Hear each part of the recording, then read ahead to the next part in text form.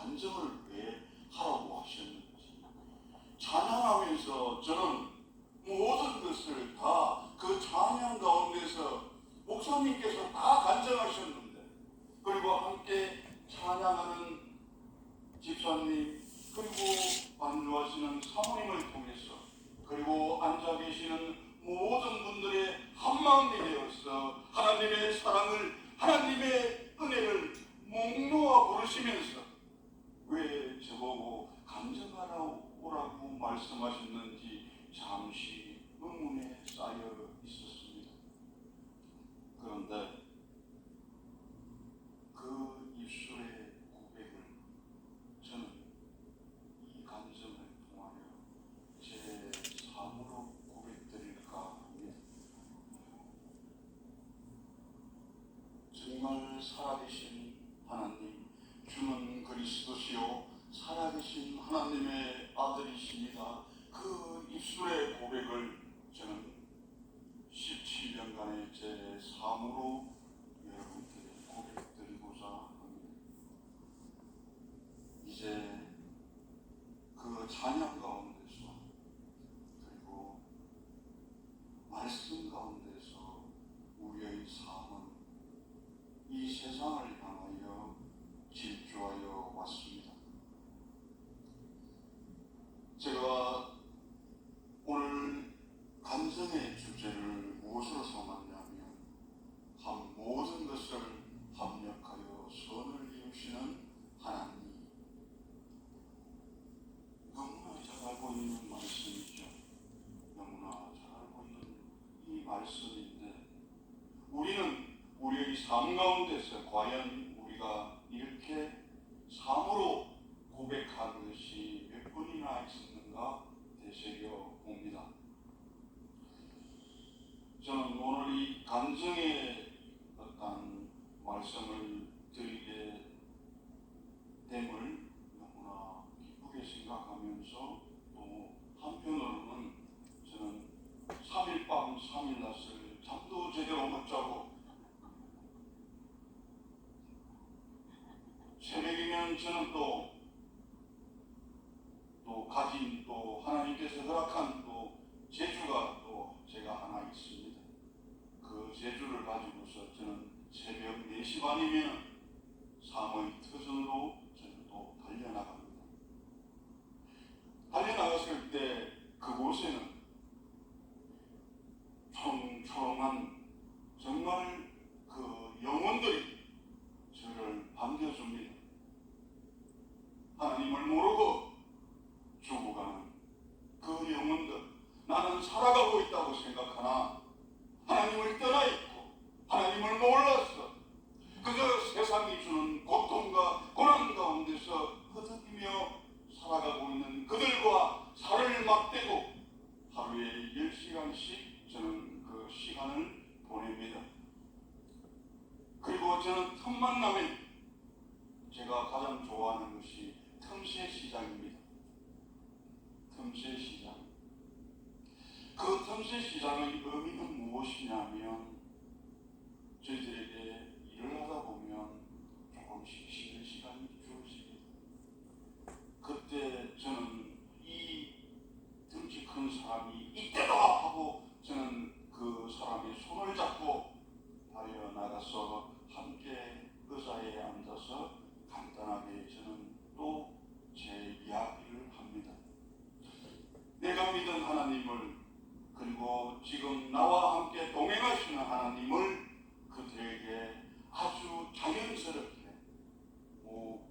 코미디언이 그랬죠. 자연스럽게.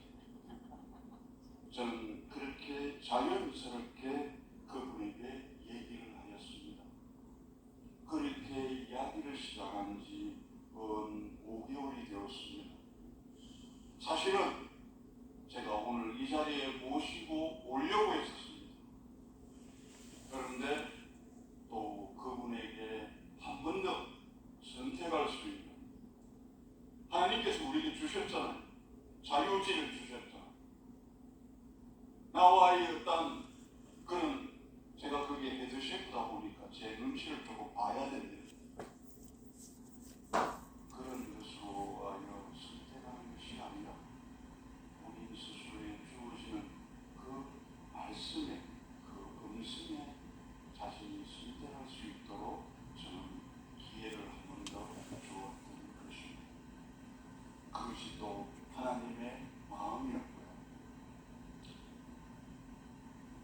아무튼 또 그분을 또 이 성전에서 배울 날이 있을 것입니다.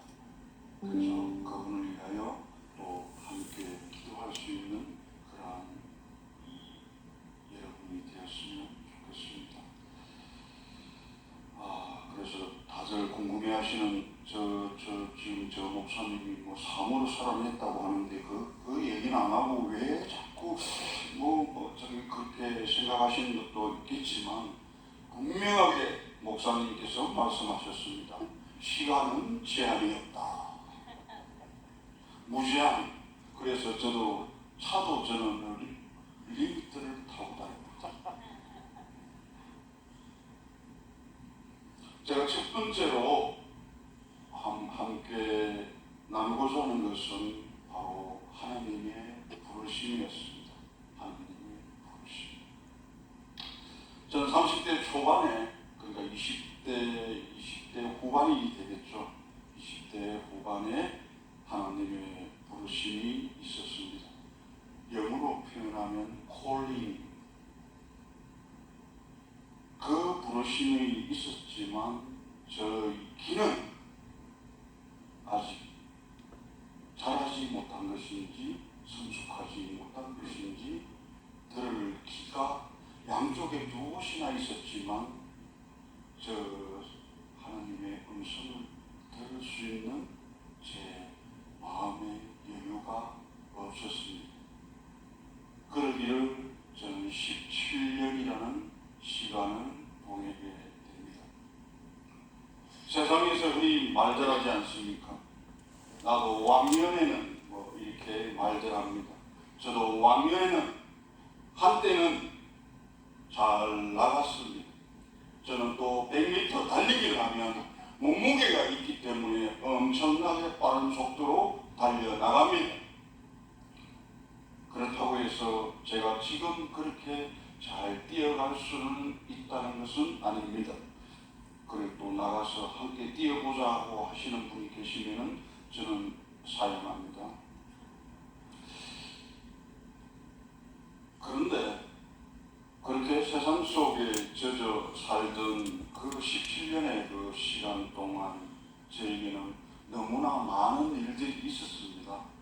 그 많은 일들을 하나하나 다 말씀을 드리고자 하면은 저는 2번, 3번 천일야화를 또 써야 됩니다.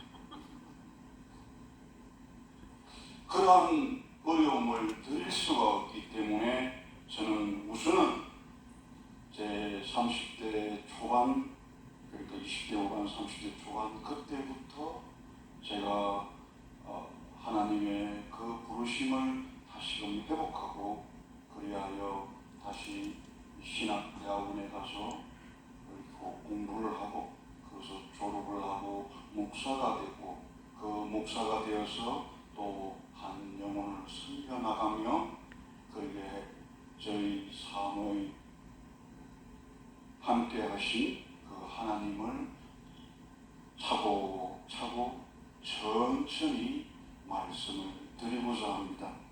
그래서 말씀을 들으시다가 이건 도저히 너무 길어가지고 조금 앉아있기 힘들다 이런 분들은 저 뒤에 가서 맨손 체조를 조금 하셔도 무방합니다.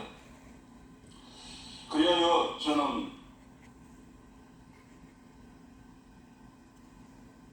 17년이 지난 어느 날 저에게 한국에 계시는 누나로부터 카톡이 오게 됩니다. 카톡 아시죠? 그 연락이 와서 아버님이 그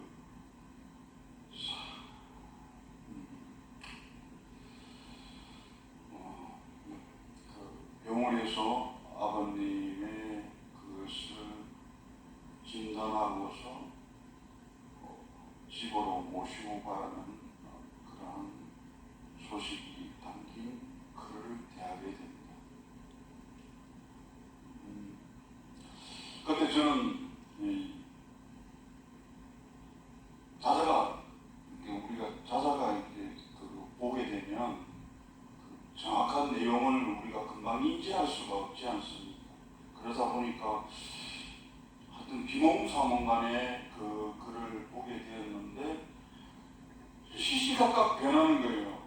지금은 우리 아버님을 병원에서 도저히 안 되겠다 그랬다가 다시금 뭐 중환자실로 다시금 가셨다 그랬다가 하여튼 몇 번이나 반복이 되고 그렇게 하는 거예요. 그렇게 하면서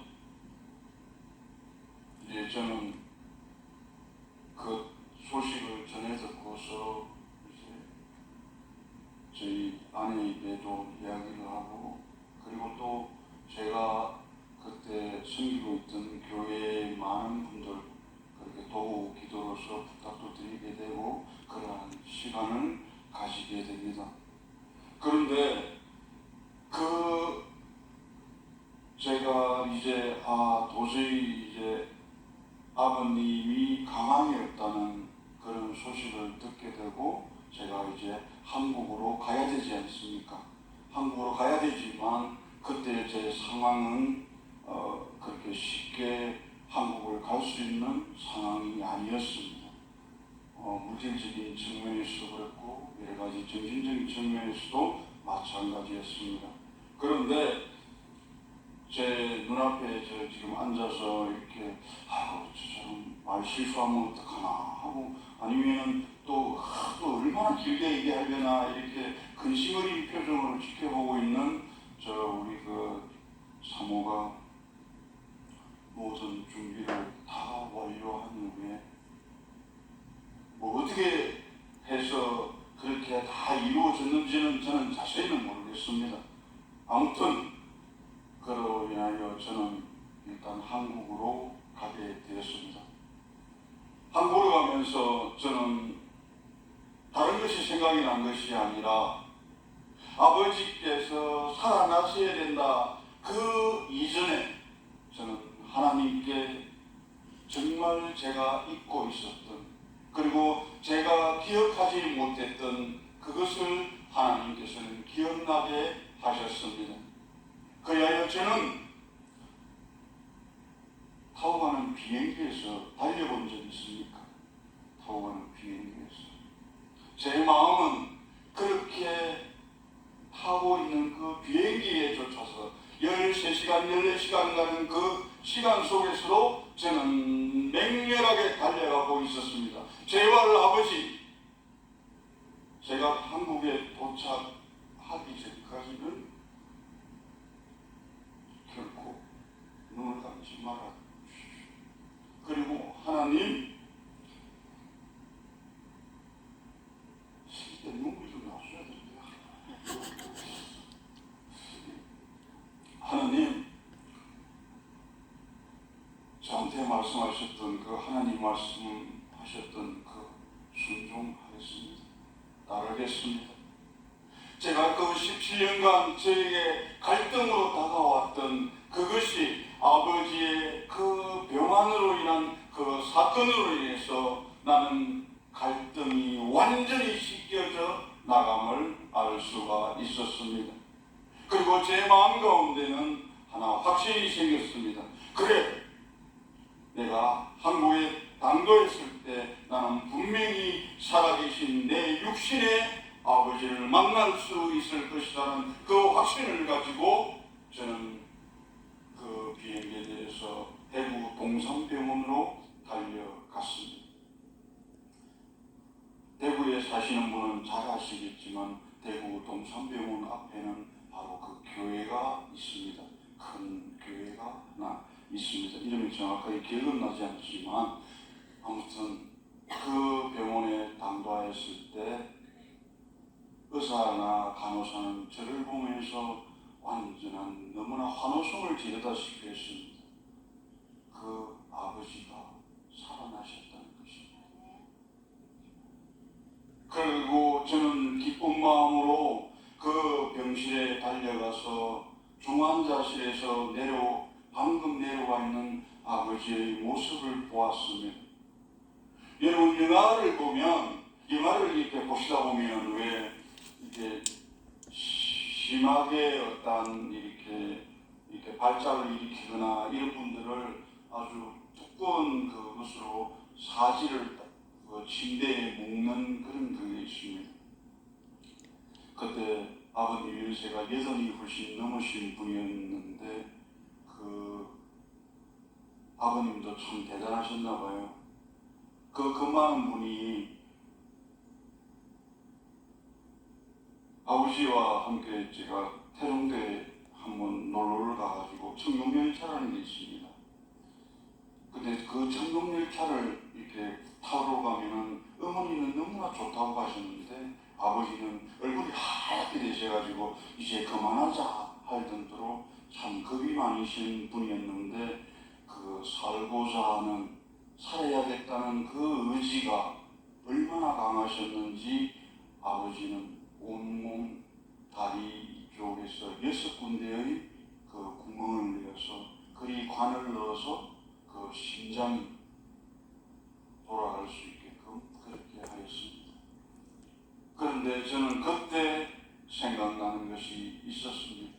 그때 생각난 그 말씀이 아버지의 그러한 모습 때문에 제가 눈물을 흘린 것이 아니라 보라색으로, 검붉은 보라색으로 온몸이 다 변하여 있고 항상하게 뼈밖에 남지 않은 그 모습, 쭈그리고 있는 그 모습을 바라보고서 눈물이 쏟아진 것이 아니라 저는 그 당시에 에레미야서 33장 3절의 말씀, 너는 내게 부르짖으라 내가 내게 응답하겠고 내가 알지 못하는 크고 은밀한 일을 내게 보이리라.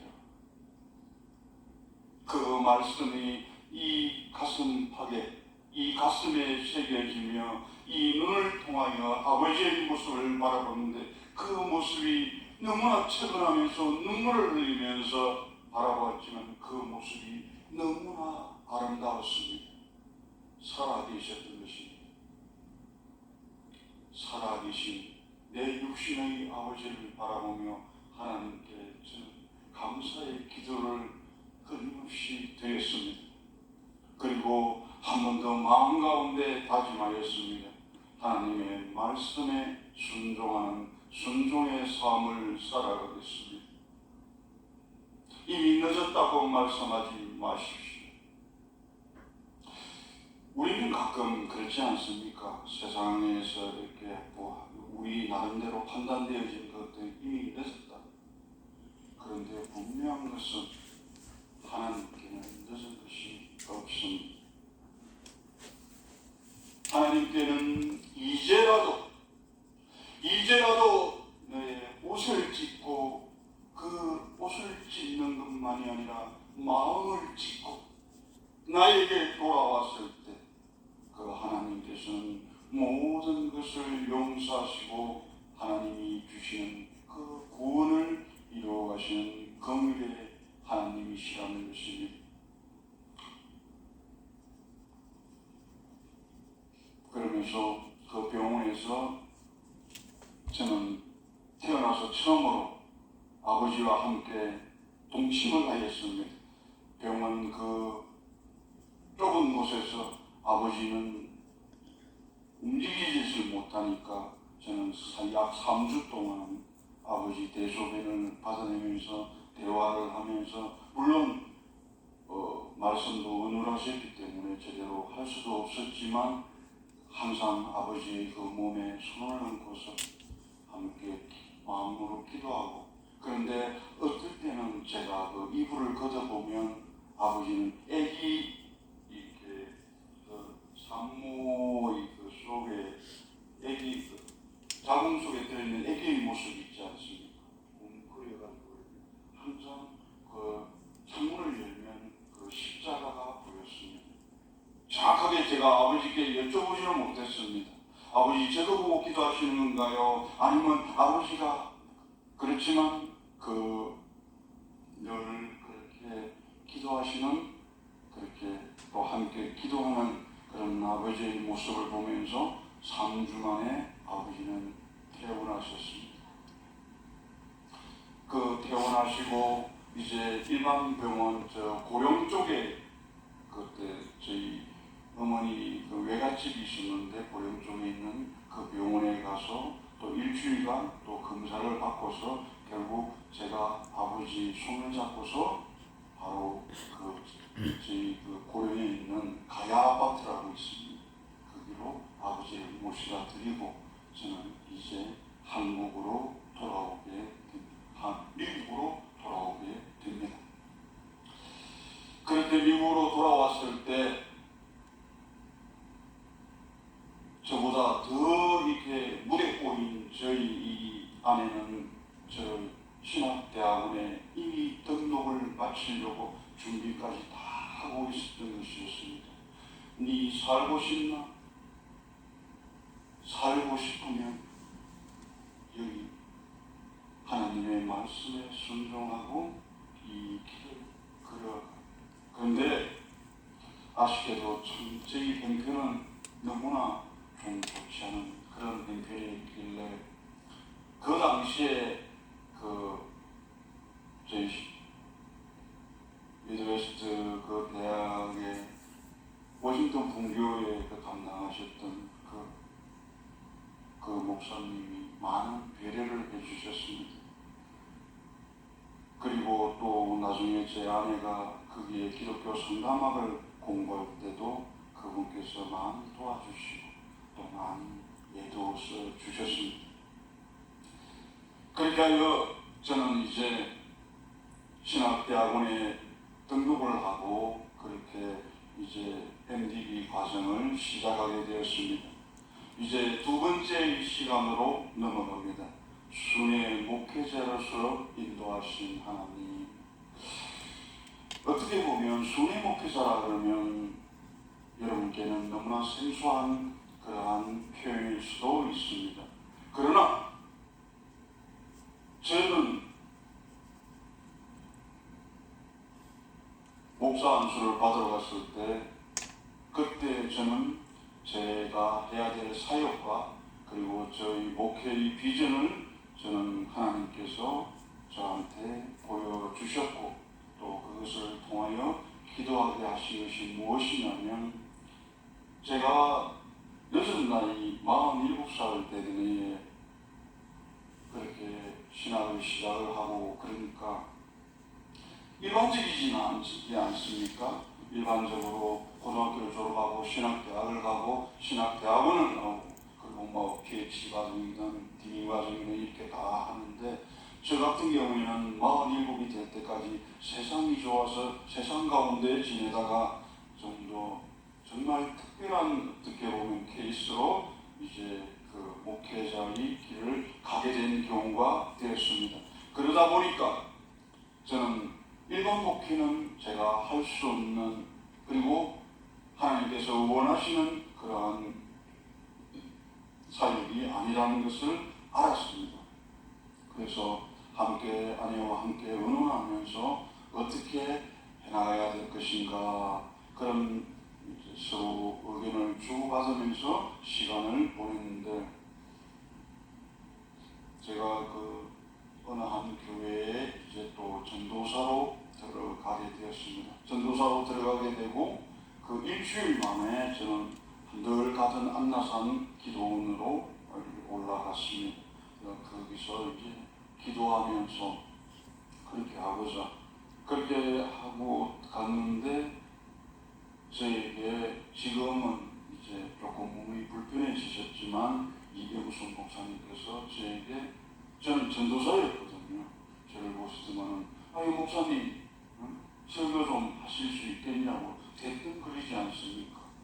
제가 어디 설교를 해봤습니까? 많은 직원들 앞에 서가지고 얘기는 해봤지만 어떻게 강대석에서 제가 하나님의 말씀을 전가하고 그 말씀대로 살아내는 그 모습을 많은 성도들에게 보여줘야 되는데 저는 그럴 자신이 없었습니다. 그런데도 제가 이렇게 얼굴도 크지 않습니까? 얼굴도 큰데 이 마음도 좀 뻔뻔한 게 있으면 하겠습니다. 그러고는 저는 거기에서 그날 기도하면서 하나님 제가 하는 것이 아니라 하나님께서 하심을 알게 하여 주십시오. 하나님께서 나의 주관자가 되어 주시고 나를 통치하여 주시고 나를 이루어가 주시옵소서. 하며 저는 약 1년 가까이 안나산 기도원에서 저녁 예배와 기도회를 인도하는 그런 영광의 시간, 축복의 시간을 가지게 됩니다. 그렇게 하면서 시간을 보내던 중에 그 담임 목사님과 함께 차를 한잔 마시게 되면서 제가 저에게 늘 들려주셨던 하나님의 말씀을 그분에게 했습니다. 목사님, 하나님께서 저에게 말씀의 그물을 내리라 말씀하시는데 이거 어떻게 해야 됩니까? 그래요, 저는 2017년 4월 23일 날 드디어 교회를 개척하게 됩니다. 그 교회를 개척하게 될 때 저는 제가 할 수 있는, 그리고 제가 목사 안수 받기 전날 저에게 있었던 그 사건을 저는 기억하지 않을 수가 없었습니다. 목사님도 마찬가지시겠지만 대부분 목사 안수를 받을 때 우리는 저녁에 보통 잠을 자지 못하고 기도를 하게 됩니다. 저는 그때 침대에 들어누워서 기도를 하는 가운데 저는 이렇게 하나님께 기도드렸습니다. 하나님 아버지, 제가 이제 목사가 되어서 이렇게 많은 성도님들에게 하나님의 말씀을 전하고 하는 그 일에 지혜와 능력을 주시고 정말 크고 부흥한 그런 교회 목회자가 좀 되게 하여 주시옵소서. 열심히 기도했습니다. 밤에 잠도 안 자고 기도하는데 하나님께서는 저는 조금 누워서 기도하고 있었거든요. 하나님께서 말씀하시는 것입니다. 무릎을 내놓으라고 말씀하셨습니다. 저는 그때 무릎을 꿇고서 흘린 눈물과 콧물은 정말 그 양은 잴 수 없을 만큼 저에게 하나님께서 회개의 기도만 하셨습니다. 계획은 사람이 할지라도 그 경영하시는 분은 하나님이셨습니다. 내가 아무리 계획하고 내가 아무리 알고 있는 지식과 경험을 활용해서 내 삶을 꾸려가려 할지라도 모든 것을 주관하시고 이루어가시는 하나님이 바로 나의 주인이라는 것입니다. 그리하여 저는 그 기억을 잃지 아니하고 이제 세상으로 나와서 그렇게 4월 23일 날 개척을 하고 그리고 교회 건물도 렌트를 하고 그렇게 하였습니다. 잘 될 줄 알았습니다. 하나님이 늦은 나이에 불러가지고 이게 아니고 이게 아니라 분명히 하나님께서 책임져 주신다고 하셨고, 그래서 저는 여러분도 잘 아시겠지만 자이언트 부동산이죠. 뉴스타 부동산 그 지하 아주 큽니다. 거기를 늠름하게 빌려가지고 했는데 처음에는 물론 이제 여러분들도 한 그때 5가정, 6가정 저와 다 이제 서로 이제 교회의 하나의 시드 멤버가 되어서 이렇게 할 것이다 라고 하신 그런 분들이 막상 제가 지하를 얻게 되니까 그분들의 연배가 한 40대 정도 됐었거든요. 그분들도 다 저랑 함께 일하던 분들이었어요.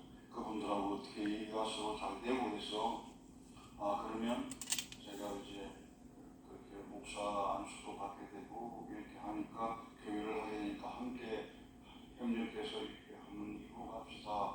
서로 좋게 얘기가 됐는데 이제 한두 번 이제 대화를 해가면서 그럼 교회는 어떻게 정해지셨습니까? 아주 저는 막 당당하게 얘기를 했죠. 교회 정해졌습니다. 이제 거기서 예배드리고 이게. 그런데 제 아내한테 한번 물어봐야 될 것 같습니다. 그렇더라고요. 그래서 왜 그랬습니까? 그러니까 거기 어디 애기 놀이터가 있고 뭐 대부분 다 그 정도 한 10살 미만이고 막 이렇게 되다 보니까, 근데 거기는 바깥에는 도로 아닙니까? 도로고 지하고. 예배에 참석하겠습니다 하는 사람들이 한 사람 연락이 안 되는 거예요. 근데 또 저는 또 뭡니까? 제가 덩치도 이랬지만 제가 또 약간 공티 아닙니까? 그래 한번 밀어붙이죠. 그렇게 해가지고 저와 저 사모는 단둘이서 그런 식으로 예배를 드려가기 시작했습니다.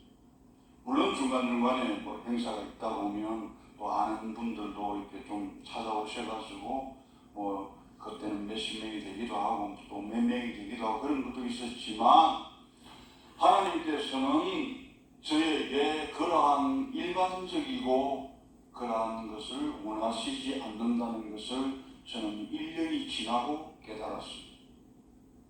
그 1년이 지나고 나니까 하나님께서는 너의 그러한 모든 생각이나 모든 행동의 그 밑바닥에 있는 그것을 들춰내기 시작하는 것입니다. 세상의 것들을 하나님께서는 들춰내시면서 저희 부부에게 하나님께서 보여주신 것이 뭐였냐면 코로나 19이었습니다. 그 건물이 다 다른 분에게 다 나간다는 거예요. 그래서 저희들은 어떻게 됩니까? 자연적으로 떠나게 되었습니다. 그렇게 떠나가지고 결국은 저희들은 가정교회로, 제가 가정교회는 좀 많이 해봤었거든요. 그 옛날에 가정교회라고 해가지고 목녀 목자 해가지고 저는 한 8년간 그런 성경에서 그런 시간을 보냈었는데, 그리하여 이제 성도는 때로는 제가 성도가 되기도 하고 때로는 또 제 아내가 되기도 하면서 꿋꿋하게 지금까지 7년간 이어져 오고 있었습니다. 그렇게 하나님께서는 여러 가지 사건들을 통하여 제가 일반적이고 그리고 평범한 그러한 목표를 해나가기에는 제 자질이 부족함을 시작에 보여주셨습니다. 그렇다면 하나님 아버지, 저희가 해나가야 될 그러한 것은 하나님의 그 영혼을 사랑하는 마음은 있는데, 그 하트는 있는데, 하나님 그럼 어떻게 해야 됩니까? 그러면서 하나님께서는 저에게 제가 가지고 있던 그 직장 속에서 저는 시작했습니다. 그 싫어하라 하는 사람들, 나가서 담배 한 대 피워야 되는데 그 사람들을 붙잡고 저는 얘기를 합니다. 그 얘기를 할 때 처음부터 예수님 들어가면 그분들은 쳐다보지도 않습니다. 그래서 그분들이 원하고 그분들이 필요로 하는 것에 대하여 이야기를 시작하며 그렇게 해나갔습니다. 그렇게 해나가다 보니까 저는 단순한 이러한 내가 알고 있는 지식과 경험으로서 접근해가는 것보다는 그래도 좀 더 저보다는 지혜로운 제 아내에게 기독교 상담학 공부를 할 것을 강요했습니다. 그렇게 강요하면서 함께 4년간 5년이라는 그 시간을 이렇게 보내게 되는데, 그때 처음에 제가 일했던 그 장소에서 그분들의 주소와 그분들의 전화 그리고 그분들의 그 카톡을 제가 가지고 있었습니다. 그리하여 제가 모은 것이, 그렇게 모아본 것이 약 70여 명이 됐습니다. 그 70여 명의 그 가족들까지 생각을 하게 되면 대략 한 200여 명, 250명 가까이 되는 그런 분들입니다. 그래서 저는 듣든지 아니 듣든지 그렇게 그분들에게 전하기 시작했습니다. 그리고 유튜브를 활용하기도 하고 음성을 녹음하기도 하고 그렇게 해서 제가 그 하나님의 말씀을 각 매주에 한 번씩 빠뜨리지 아니하고 가끔 제가 또 이 의욕이 넘칠 때는 밤에 잠도 안 자면서 한 2번, 3번씩 또 그렇게 보내기를 계속 꾸준히 하였습니다. 그런데 그 결과가 어떻게 나타났을까요? 그것은 이제 3번째 그 시간에 말씀드리도록 하겠습니다. 그렇게 시간이 흘러 이제 가정교회로 그렇게 보내고 SNS로 그렇게 한창 저의 그 방향을 설정하고 나아가고 있을 때 제가 캘리포니아에 있을 때 존경하는 한 황영근 목사님이라는 분이 계십니다. 그분께서 저에게 연락이 오셨습니다. 제가 목사님을 뵙고서 처음에 농담처럼 말씀드렸는데 절대 목사님 한 영혼만이라도 섬길 테니까 그 한 영혼만이라도 허락해 주십시오. 절대 그렇게 목사님 기도하지 마십시오 라고 했었는데 저하고 아내는 열심히 기도하고 있었던 겁니다. 아니나 다를까 그분한테서 연락이 왔습니다. 섬겨야 될 분이 한 분이 계시다. 그래서 저는 좋다. 갑시다. 그 한 영혼이 어떻게든 하나님께서 맡겨준 영혼이라면 제가 저희 부부가 가서 그분을 섬기도록 하겠습니다. 하고 저는 이 버지니아의 생활을 완전히 청산하고 그야말로 그곳으로 내려갔습니다. 그곳에 내려가게 되니까 또 거기에 제가 옛날 일하면서 관계를 맺었던 여러분들도 계셨습니다. 나중에 그분들에 대해서는 짤막하게 말씀을 드리겠지만 여하튼 그분들도 다시금 만나게 되고 그리고 또 마치 그곳에서 제가 알고 있던 제가 가르치고 그렇게 했던 그 동생이 가게를 하나 크게 차려가지고 저를 필요로 하는 것이었습니다. 그리고 그 목사님과 함께 그런 어떤 사역의 길도 열렸고 또 어느 정도 저에게 일할 수 있는 직장도 생겼고 또 그 목사님께서 지금 신학대학원을 하고 계십니다. 그래서 거기에서 이제 또 박사과정 공부도 할 수 있게끔 되고 뭐 그런 식으로 여러 가지 상황들이 이렇게 흘러가니까 저는 거기에서 조금 안주하고 싶은 마음도 솔직히 있었습니다. 그런데 그곳에서 저랑 옛날에 같이 일했던 그분들을 만나러 가면 그분들은 세상 얘기 정말 저에게 들려주는 것은 세상밖에 보여주지 않는 것 그러한 시간이었음에도 불구하고 저와 아내는 꾸준히 찾아갔습니다. 그리고 함께 동력하고자 하는 그 목사님들도 몇 분 만나보고 그러면서 또 그곳에서 과연 나는 이곳에서 정말 여러 성도님들을 위해 기도하면서 내가 이러한 또 일반 목회를 또 내가 할 수가 있겠구나 그런 생각도 또 가지게 되었던 것입니다. 하나님께서는 저에게 그렇게 허락하지 않으셨는데 상황과 여건이 바뀌었다고 해서 변해가는 따라가는 저의 모습을 또 보게 된 것입니다. 그런데 하나님께서는 그냥 놔두시지 않으시는 분입니다. 그래서 그 한 영혼을 섬기러 갔을 때도 너무나 어려웠습니다. 2시간 반 차를 몰고 가서 그분에게 가서 예배 드리고 그렇게 할 때 처음에는 너무나 반응이 좋았습니다. 그분도 말을 처음에는 너무 어떤 내추럴이 와가지고 거의 1년 6개월 가까이 완전 몸이 반신불수였는데도 이제는 휠체어에 앉았어가지고 눈도 깜빡이고 말도 어느 정도 할 수 있게끔 제가 그분을 한 6개월 정도 계속 아내와 더불어 찾아가고 있었는데 그렇게 있었는데 그분이 그만 실수를 하고 말한 것이 있었습니다. 그분의 제가 실명은 거론하지 않겠습니다. 그분의 전 남편 되시는 분이 이제 그분을 이렇게 테이크하셨던 것입니다. 그렇게 됐는데 자기 몸도 좋아지고 막 그렇게 되다 보니까 그분에게 들썩 그냥 다 넘겨주신 거예요. 무엇을 넘겨주었을까요? 그분이 가지고 있던 재산을 다 넘겨주신 그분 명의로.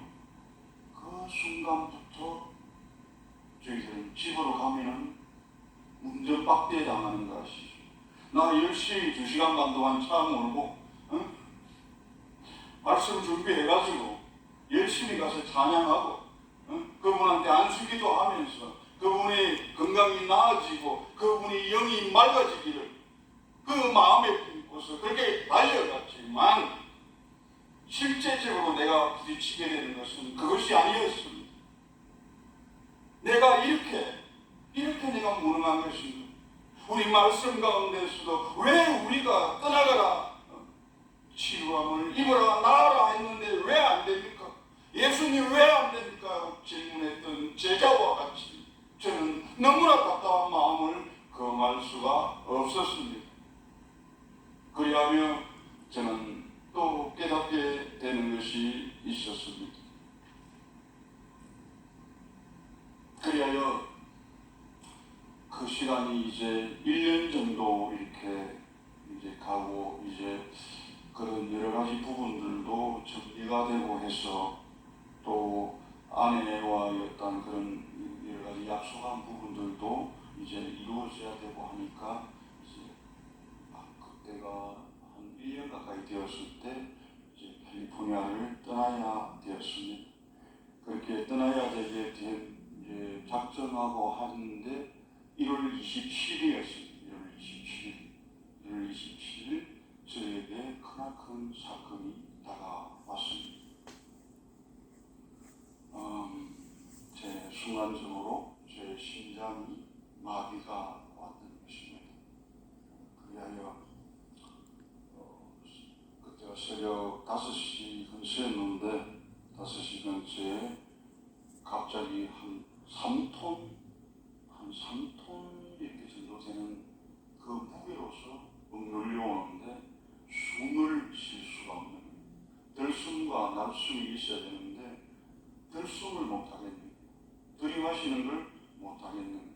그런데 또 우리 제 아내는 그 공이 잘 자고 있잖아요. 그래서 어떻게 좀 빨은 나오지도 않고 숨은 쉬어지지도 않고 이 누르는 이 고통은 저는 막 참을 수 제가 잘 참거든요. 되게 잘 참는 성격인데 참지도 못하고 그렇게 막 겨우 하니까 잠결에 그냥 뭐 손만 제 여기에다가 손만 얹고 그냥 혼자 기도하면서 그냥 자는 거예요. 그런데 시간이 조금 지나니까 그 통증이 조금 나아지는 거예요. 이상하다. 기도해줘가지고 치유의 은사를 가지신 분인가? 막 그러면서 땅에 하는데 제가 이제 그때 한 9시 정도 되었을 거예요. 9시 정도 되어가지고 이제 전화를 드렸습니다. 조금 아프니까 이쪽 팔로 조금 바꿔가지고 그 전화를 드려보니까 그 예약이 안 된다는 거예요. 그 예약은 다 몇 개월 전에 다 되어 있어야 된다는 겁니다. 그래서 제가 그 아는 분한테 전화를 했습니다. 제가 이런 상태인데 어떻게 해야 되겠냐 그러니까 한 내과를 가르쳐 주더라고요. 그 내과에 전화를 하니까 그분도 예약이 안 돼서 할 수가 없다는 거예요. 그러면서 그분이 하나의 걸 던져주시는 거예요. 어선트 케어라고 있대요. 어선트 케어 그게 한번 해보시라고 그러더라고요. 그래서 저는 태어나서 처음 들어보는 거잖아요. 좀 병감이 없었으니까. 그래서 이제 그러면 거기에다가 예약을 했습니다. 그러니까 예약이 되더라고요. 그래요.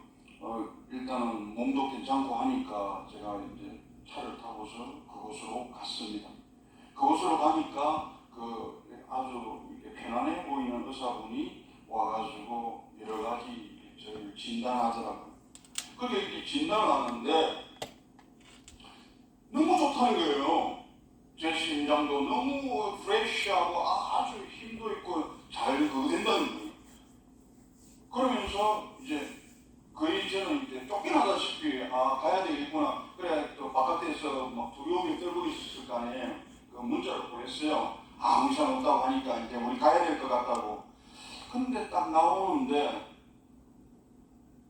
제가 아버지가 아프셨을 때 물론 이제 아버지는 그로 인해서 5년간 더 사시다가 이제 한 몇 년 전에 소천하셨지만 그때 그 아버지의 그 병환을 통하여 저는 다시금 하나님께로 돌아갈 수 있는 그 역사가 있었습니다. 근데 지금은 제가 그렇게 되었을 때 딱 이제 마치고 나가려고 하다가 그 의사에게 제가 질문을 하였습니다. 하나 질문해도 될까요? 그러니까 제가 영어가 퍼펙트하지 않거든요. 그래가지고 생각난 것이 어떻게 이 사람에게 전달하지? 전화기를 꺼내가 번역 있잖아요. 번역기를 딱 그러니까 그 사람도 번역기를 꺼내는 거예요. 서로 꺼내가지고 내가 물어봤어요. 내가 한 가지 좀 여쭤봐도 되겠냐? 그러니까 얘기하래. 그래서 아버지가 심장마비로 이렇게 그런 전력이 있다. 그렇게 돌아가실 뻔 했는데 기적적으로 살아나셔가지고 그런 얘기를 쭉 하니까 의사가 저를 한 번 더 쳐다보는 거예요. 이러더만은 요거 하나 더 해봅시다 그러더라고요. 그래서 심전도 테스트를 한다 했어요. 그러니까 이 의사가 동공이 그 작은 눈이 막 커져요. 커지더만 저에게 안심을 시키면서 얘기를 하는 겁니다. 위급한 상황이 아니지만 만약을 대비해가지고 병원에 가서 큰 병원에 가서 한 번 더 진찰을 받아보시는 게 어떻겠냐 그러더라고요. 좀 아무 생각도 없이 아니 조금 전에 괜찮다고 하지 않았습니까? 그러니까 심전도 체크를 하니까 이상한 소변이 보이는 곳이 있다. 그래서 그곳으로 다시 내가 보내야 될 것 같다는 식으로 얘기를 하는 거예요. 그러고 나서 얼마 있으니까 덩치가 저보다 더 커요.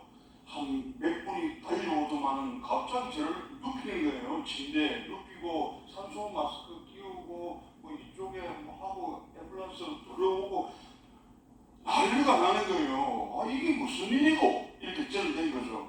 그렇게 해서 밤에 그렇게 저는 앰뷸런스에 그 몸을 싣고서 이제 어느 한 병원으로 가게 됐습니다.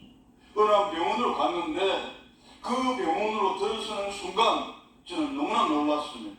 왜 놀랐냐면 모든 것이 정말 일사불란하게 다 연락이 되어져 있었던 것입니다. 제가 들어가니까 처음에 한 3분인가 4분 그 여성분도 포함이 되어 있었습니다. 그분들이 달려 나오시더만 저를 그 침대에 눕히니까 한 분은 명찰 있잖아요. 명찰을 제 손에 하고 또 한 분은 이쪽에 꽂고 막 난리가 나더라고요. 그러면서 제 이제 나중에 수술을 집도하게 되는 그 의사가 저에게 와서 말했습니다. 미스터리 잘 들으라고. 당신은 지금 너무나 위급한 상황입니다. 지금 나는 심장 전문의로서 당신에게 이야기하는데 지금 수술해야 됩니다. 저는 이제 마치고 저는 집사람이 집에 가가지고 이렇게 조용히 그거 하려고 했었는데 그러면서 저는 순간적으로 너무 그거 하는 게 뭐냐면 순간적으로 드는 생각이 내가 병원비가 어디 있어? 그 순간 드는 게 하나님 내가 병원비가 없는데 그러면서 이 위급한 상황이기 때문에 보호자도 필요 없다. 너 사인해라. 그래서 저는 또 사인 같은 거 함부로 하면 안 되잖아요. 그래가지고 저는 또 제 아내를 기다렸죠. 아직 처음으로 캘리포니아 내려와가지고 그 밤길에 혼자서 차를 운전하고 따라온 거예요. 그러니까 본인도 얼마나 놀라 있겠어요. 뭐 이거 집에 돌아간다고 하다가 갑자기 저다가 쳐다보면서 수술하는데 어떻게 되나? 그러니까 옆에 이 의사는 이미 통역 시스템이 요즘은 너무나 잘 돼 있더라고요. 그러면서 그 통역 시스템을 통해서 나는 지금 당장 해야 된다고. 미스터리 나 지금 수술해야 되겠다고. 그래서 내가 아내를 주다 보니까 아내가 그때 하더라고. 그래서 저는 속으로 생각했죠. 이제 내가 그때 신학대학원 들어갈 때 그 많은 학비를 혼자서 잘 감당했듯이 이제 내 배움비도 엄청나게 잘 감당할 거야. 나 생각을 하고 여유롭게 하시죠. 그래 하는 순간 세 명이 달라들지만 제 옷을 입고 있는 그 상태, 누워 있는 상태에서 단 15초 만에 옷을 다 벗겨버려요. 다 벗겨버리고 바로 저는 들어가서 약 2시간 반, 3시간에 걸쳐서 이렇게 수술을 하게 됩니다. 그 이제 그렇게 심각한 그게 아니었던 게 이제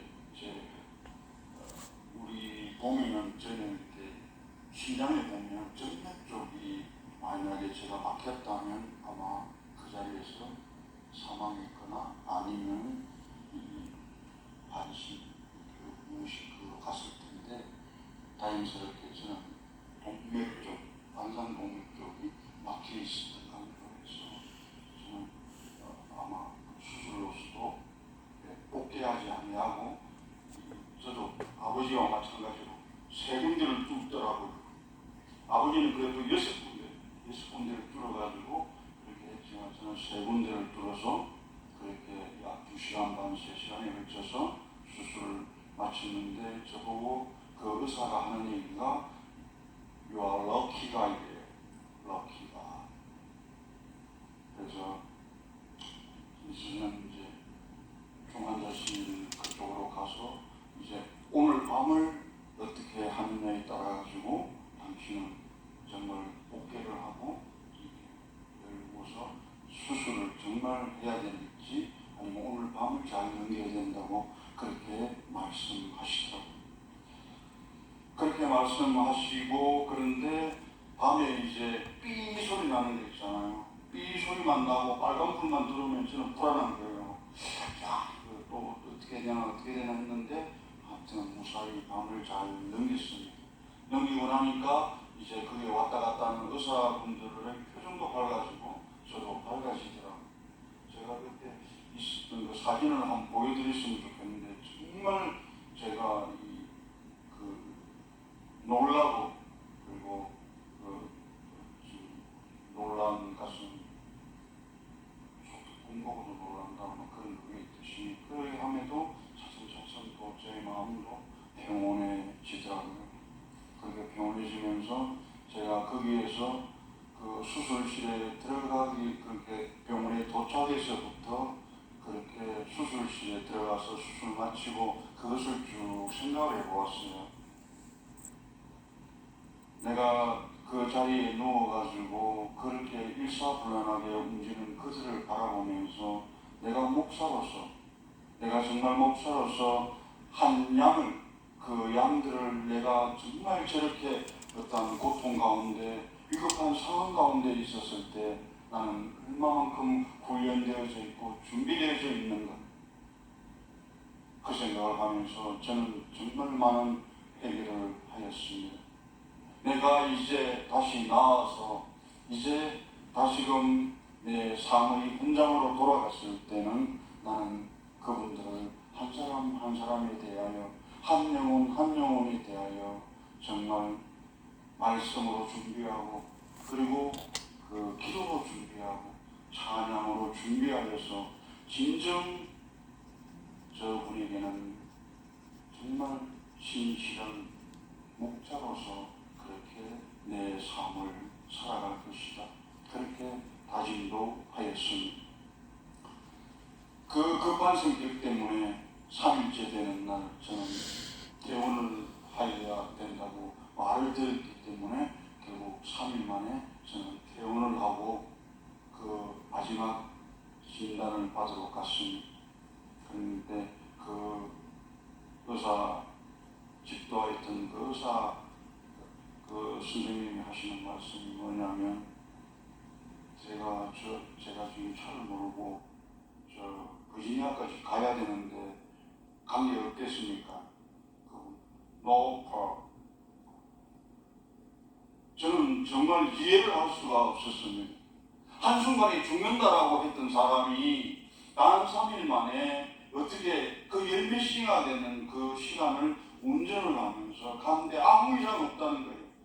혈압, 모든 것들이 정상이라는 거예요. 그러면서 저는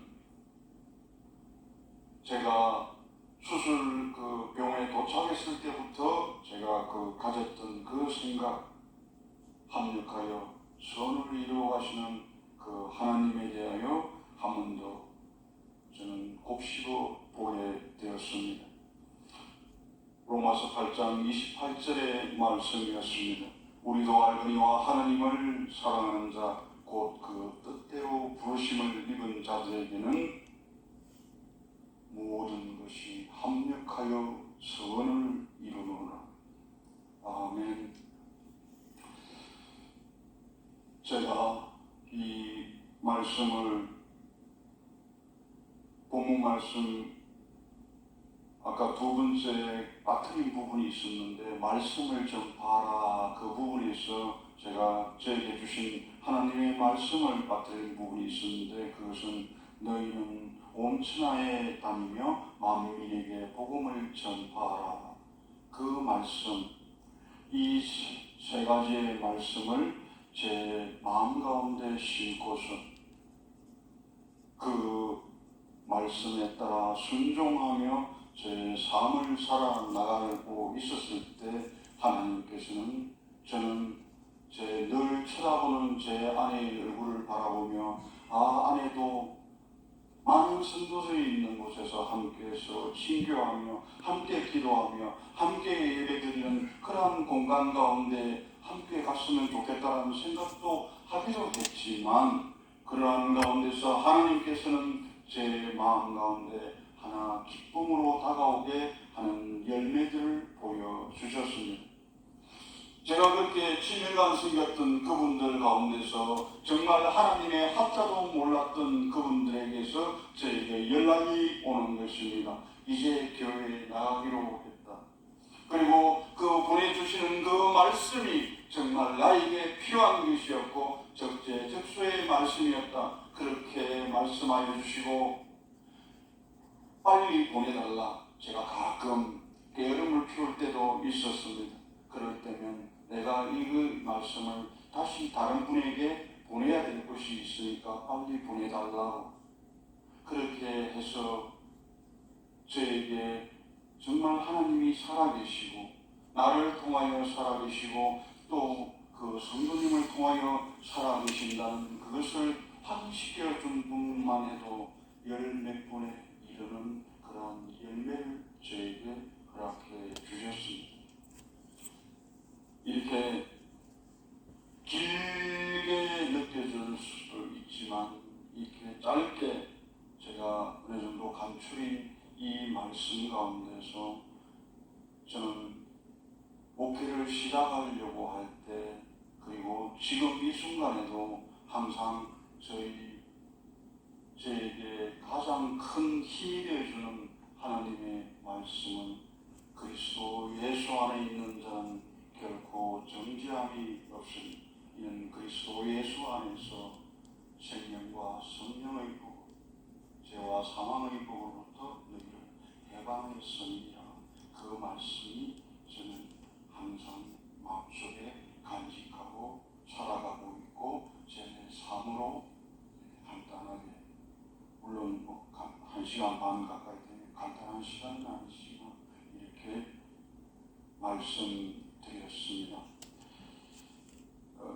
이 오늘의 이 말씀들을 다 요약하고 앞서서 목사님과 사모님과 그리고 찬양대에 서셨던 그 그 집사님들의 그 아름다운 목소리로 하나님께 올려드린 그 찬양과 같이 우리의 삶들도 하나님의 말씀에 순종하고 그 순종에 이르고 그 행함이 있었을 때 하나님께서는 우리에게 복을 주시니 말씀하셨습니다.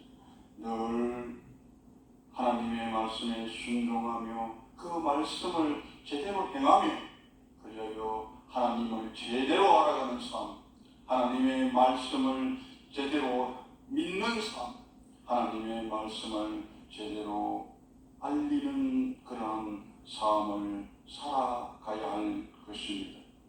기도하겠습니다. 사랑과 은혜가 풍성하신 하나님 아버지, 너무나 감사드리옵나이다. 하나님의 말씀에 따라 온전한 삶을 살아내리라 다짐하는 많은 고개 숙인 이 성도님을 바라보며 하나님께서 주신 그 은혜와 하나님께서 주신 그 복락이 얼마나 크나큰지 알 수가 있습니다. 하나님 아버지, 너무나 감사드리옵나이다. 우리가 회개의 눈물을 흘렸을 때 자기 자신은 절망 가운데로 갈고 있을지 몰라도 하나님께는 소망이 됨을 깨닫게 하여 주시옵소서.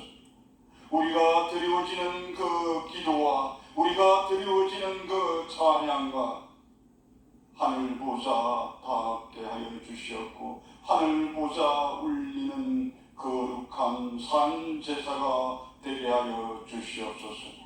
하나님 아버지, 이제 무너진 제단을 수축하며 하나님께서 명하시고 하나님께서 기뻐 받으시는 그 순종의 삶을 살아나가기로 다짐합니다.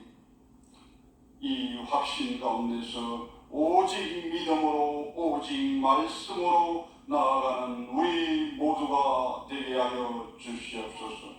이 모든 말씀을 우리를 구속하고 사랑으로 끝까지 사랑하시며 그 십자가의 그 죽음을 그리고 그 십자가에서 사망 근세 도말하신 예수 그리스도의 이름으로 감사하며 기도 올리옵나이다.